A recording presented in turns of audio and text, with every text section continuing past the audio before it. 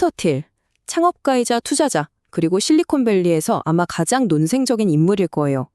그의 전략을 보면요, 마치 되게 복잡한 체스 게임을 두는 것 같거든요. 오늘 그의 머릿속, 그 플레이북을 한번 열어서요, 그가 세상을 어떻게 보고 또 어떻게 이기는 게임을 하는지 같이 들여다보겠습니다. 나는 이기는 것과 아이디어 둘 다에 관심이 있습니다. 이 말이 피터 틸이라는 사람을 딱 보여주는 것 같아요. 그냥 머릿속으로만 고상하게 생각하는 사람이 아니라는 거죠. 아이디어를 현실로 가져와서 승리로 증명해내는 그런 행동가이자 전략가인 겁니다.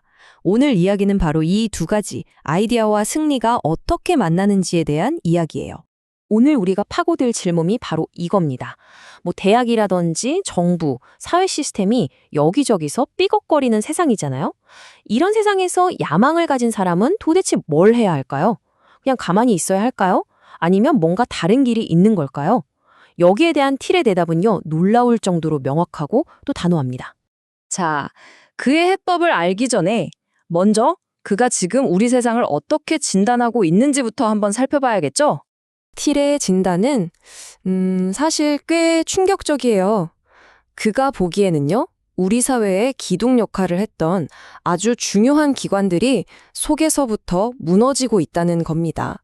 세계 최고의 대학이라는 하버드나 예일, 심지어는 국가 안보를 책임지는 CIA 같은 곳들조차 제 기능을 못하고 길을 잃었다고 그렇게 주장해요.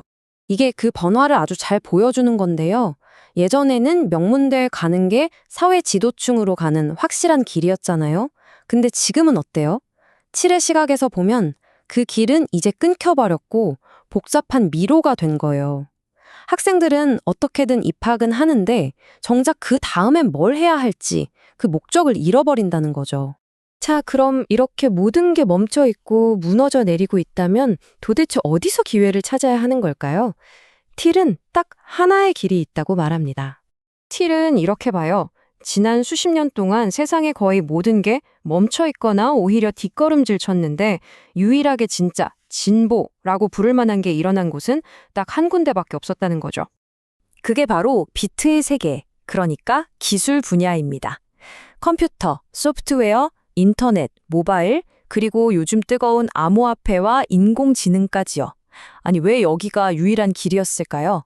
그건 바로 낡은 시스템의 허락을 구할 필요 없이 소수의 인원만으로도 완전히 새로운 걸 만들어낼 수 있는 거의 유일한 영역이었기 때문이에요.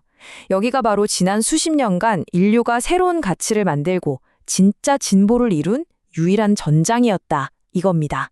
그럼 이 전략? 현실에서는 어떻게 적용될까요? 이 무너진 기관에 맞서는 가장 극적인 예시로 그의 회사 펠런티어 이야기를 안 할 수가 없죠. 9.11 테러가 터지고 나서 펠런티어는 당시 생각과는 전혀 다른 목표를 세웠어요. 그냥 무작정 감시를 늘리자는 게 아니었고요. 더 나은 기술을 써서 시민의 자유를 덜 침해하면서도 위협은 더 효과적으로 막아내자. 와, 정말 역발상적인 접근이었죠.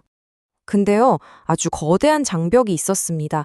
미 육군이 이미 작동도 안 되는 10억 달러짜리 소프트웨어를 계속 쓰겠다고 고집하고 있었거든요. 바로 이 지점에서 펠런티어는 진짜 모두가 저거 미친 짓 아니야? 라고 말렸던 선택을 하는데요. 바로 자신들의 잠재 고객인 미 육군을 상대로 소송을 걸어버린 겁니다. 이게 무려 10년이나 걸린 다윗과 골리앗의 싸움이었고 결국 펠런티어가 이겼습니다. 그들이 정면으로 깨부순 통념이 바로 이거였어요. 어떻게 고객을 고소해? 하는 거예요. 하지만 그들은 이런 낡은 규칙이 아니라 문제의 본질, 그 자체를 봤던 거죠. 이런 상황을 일론 머스크의 비유가 정말 기가 막히게 설명해줘요. 기존의 거대 기업들은 울타리 안에서 편안하게 풀만 뜯고 있는 살찐 소 같다는 거예요. 겉보기에는 되게 강해 보이지만 사실은 엄청 비효율적이고 경쟁에는 아주 둔감하죠. 아무도 그 울타리를 넘을 생각을 못해서 그렇지 일단 누군가 용감하게 그 안으로 들어가기만 하면 그 소들은 제대로 저항조차 못한다는 뜻입니다. 근데 이런 대담한 행동, 대체 어디서 나오는 걸까요? 그건 바로 틸이 가진 되게 독특한 행동 철학에서 나옵니다. 세상을 어떻게 바라봐야 이런 역발상적인 행동이 가능해지는지 한번 들여다볼까요? 틸은 말이죠. 우리가 아무것도 못하게 만드는 두 가지 극단적인 태도가 있다고 봐요. 하나는 에이, 어차피 세상은 망했어. 내가 할 수 있는 건 아무것도 없어. 라고 말하는 극단적 비관주의. 그리고 다른 하나는 어차피 역사는 알아서 발전할 거니까 내가 굳이 나설 필요는 없어. 라고 말하는 극단적 낙관주의입니다. 그리고 중요한 건 이거예요. 극단적인 비관과 낙관. 이 둘은 결국 아무것도 하지 않는 게으름으로 이어진다는 겁니다. 그래서 틸이 선택한 태도가 바로 적당한 낙관주의예요. 세상이 망가졌다는 걸 똑바로 보면서도 내가 그걸 고칠 수 있다는 믿음을 갖고 행동하는 것. 이게 바로 그의 철학인 거죠. 자, 그럼 이 철학을 가지고 눈에 보이는 모든 문제에 다 달려들어야 할까요? 이 시스템도 망가졌네? 저것도 고쳐야겠네? 이게 과연 현명한 전략일까요? 틸의 대답은 단호하게 아니요입니다. 가장 중요한 건 바로 어떤 싸움을 할 것인가, 그 싸움터를 현명하게 고르는 거예요. 이 표가 그의 전략을 딱 보여주는데요.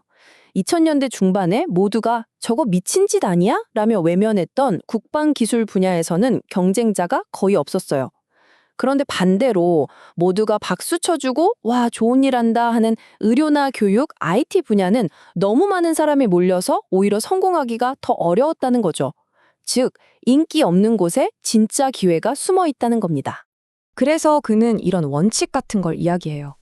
모두가 와, 저거 진짜 중요한 문제야 라고 말하면서 달려드는 분야, 또 투자자들이 파티 같은 데 가서 자랑하고 싶어하는 그런 분야일수록 오히려 더 깊이 의심해 보라는 겁니다.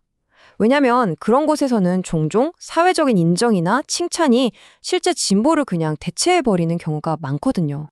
그래서 틸의 전략은 이 한 문장으로 딱 정리가 됩니다. 중요한 건 시도하는 게 아니라 실제로 결과를 얻을 수 있는 곳에 집중하는 것이다. 그러니까 얼마나 열심히 노력하느냐 그 자체가 중요한 게 아니라 이길 수 있는 싸움을 고르는 지혜, 결국 결과를 낼 수 있느냐가 핵심이라는 거죠. 마지막으로 틸이 말한 서핑 비유로 여러분 스스로에게 질문을 한번 던져보면 어떨까요? 거대한 파도가 밀려올 때 바로 그 앞에서 노를 저어야만 파도를 타고 멀리 나아갈 수 있잖아요. 아무리 열심히 저어도 파도가 없는 잔잔한 바다에서는 그냥 제자리 걸음일 뿐이죠. 지금 여러분은 어디에 있나요? 거대한 기술과 변화라는 파도 바로 위에 있나요? 아니면 잔잔한 바다에서 그저 힘만 쓰고 있는 건 아닐까요?